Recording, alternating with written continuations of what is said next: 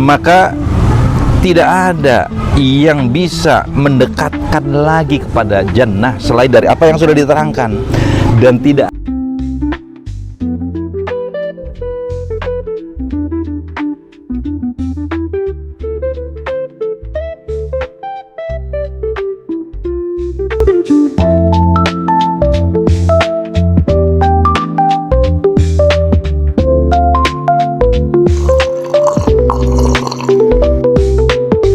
kita masih berada di Cafe and Space Teras Bumi. Alhamdulillah, mari kita lihat kejadian yang cukup bisa memberikan pelajaran yang dahsyat kepada kita. Rasulullah mengalami keadaan yang berat dalam peperangan Uhud. Hal itu terjadi dikarenakan pelanggaran-pelanggaran yang dilakukan atas umat Islam saat itu yang tengah mengalami peperangan dengan kaum kafir. Pada saat perang Uhud itu semuanya menderita. Padahal kemenangan sudah di depan mata, tapi kemudian kekalahan yang diterima oleh umat Islam. Gigi Rasulullah hingga tanggal geraham beliau juga terluka parah. Bahkan dikabarkan Rasulullah meninggal dunia saat itu. Kita bisa bayangkan tentang keadaan yang luar biasa itu gentingnya. Nah, dalam keadaan yang sedemikian itu, Rasulullah diuji kepemimpinannya dengan katakanlah pembangkangan atau ketidaktaatan dari umat Islam. Rasulullah bersabar. Dalam konteks ayat ini, Rasulullah melakukan kesabaran dalam membimbing dan memimpin umat. Ini adalah contoh bagaimana ukuran kesabaran yang dicontohkan Rasulullah. Karena apabila Rasulullah bersikap keras dalam situasi yang chaotic semacam itu, maka kekerasan dan kekasaran dari sikap Rasulullah akan menjauhkan beliau dari umat Islam. A'udzubillahi minasyaitonirrajim. Fabima rahmatin minallahi lintalahum. Kata Allah, maka berkat rahmat Allah engkau ya Muhammad berlaku lemah lembut terhadap mereka. Jadi Rasulullah bersikap lemah lembut kepada umatnya yang membangkang tadi. Rasulullah tetap atas rahmat yang Allah turunkan di hati beliau, sayang kepada umatnya, maka beliau lintalahum, bersikap lemah lembut kepada mereka. Walau kunta faddan ghalidul qalbi, kata Allah, seandainya engkau bersikap keras dan berhati kasar, ghalidul qalbi lan faddu min haulik, tentulah mereka akan menjauh ya, dari sekitarmu. Nah, ini seorang pemimpin dalam keadaan tertentu, dalam keadaan yang sangat genting dan keadaan yang begitu rupa, tidak serta-merta dia bisa menggunakan tangan besinya, walaupun hak untuk apa dan bagaimana itu ada di tangan seorang pemimpin. Tapi seorang pemimpin yang adil dan bijaksana dalam konteks tertentu, dia akan menjalankan kesabarannya selebar dan sedalam ini yang Rasulullah contohkan.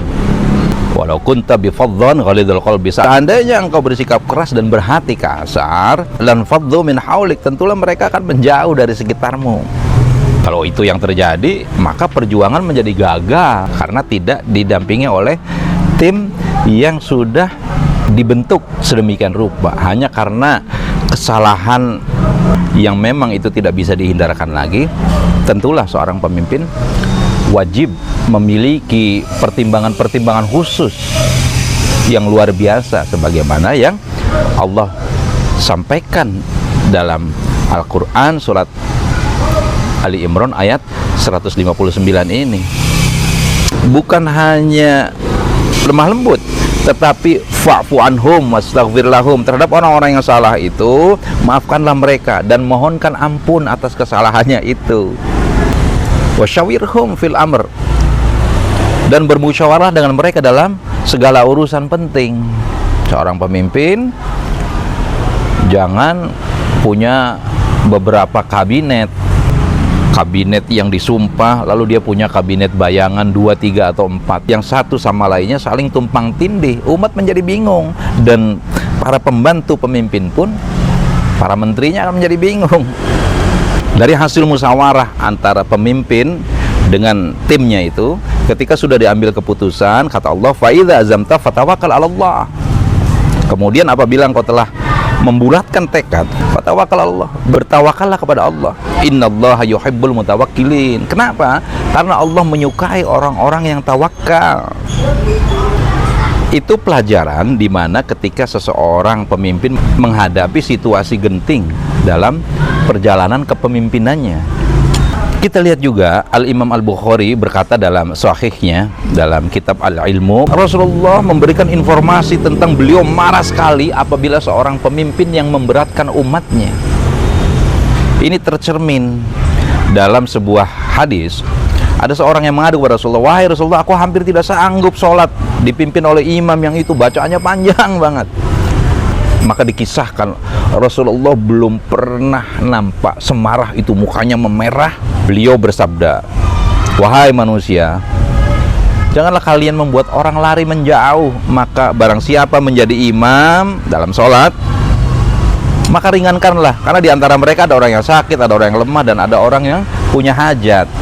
Ya khotiman, syarat kunci suksesnya kepemimpinan adalah sebagaimana dikatakan, an Abi Dzarin qala tarakna Rasulullah sallallahu alaihi wasallam wa ma ta'irun yuqallibu janahaihi fil hawa'i illa wa huwa yudzakkiruna minhu ilman. Qala sallallahu alaihi wasallam, ma buqiya syai'un yuqarribu minal jannah wa yuba'idu minan nar illa wa qad buyyina lakum. Maknanya bahwa Rasulullah sudah menyampaikan semua risalahnya. Perintah Allah sudah disampaikan terangkum dalam Al-Quran 30 juz, dan kemudian Rasulullah terangkan dalam sunnah-sunnahnya secara tafsiliyah, secara rinci. Bila orang melaksanakan itu dengan baik, maka lakukanlah semampunya. Maka tidak ada yang bisa mendekatkan lagi kepada jannah selain dari apa yang sudah diterangkan, dan tidak ada yang bisa menjauhkan seseorang dari neraka selain dari apa yang sudah diterangkan pula, karena semuanya sudah diterangkan, sudah dijelaskan, sudah sempurna agama ini.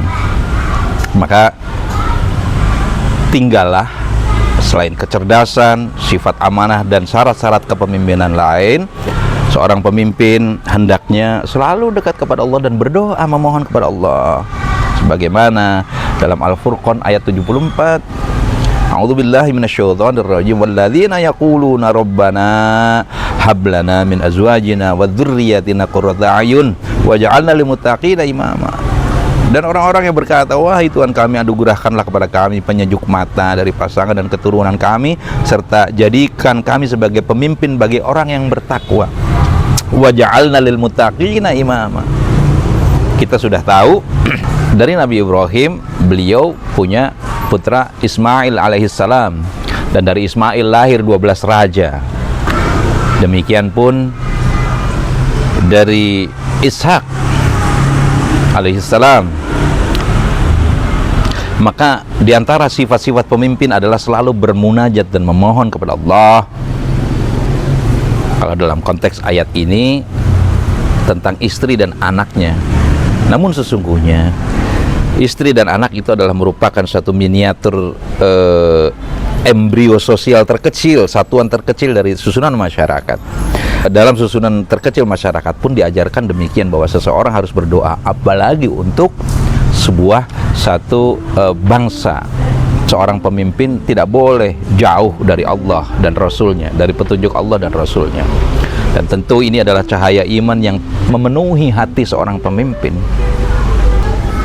Bila telah demikian, maka seorang pemimpin yang telah wafat pun, yang telah meninggalkan kepemimpinannya, dia tetap dikenang dengan kepemimpinannya yang luar biasa. Dan yang jangan dilupakan adalah peraturan-peraturannya yang kemudian dilaksanakan oleh umat itu mendatangkan pahala bagi dirinya, walaupun dirinya sudah tidak memimpin lagi, bahkan sudah wafat. Aku udah qouli hadza wa astaghfirullah li wa lakum. Assalamualaikum warahmatullahi wabarakatuh.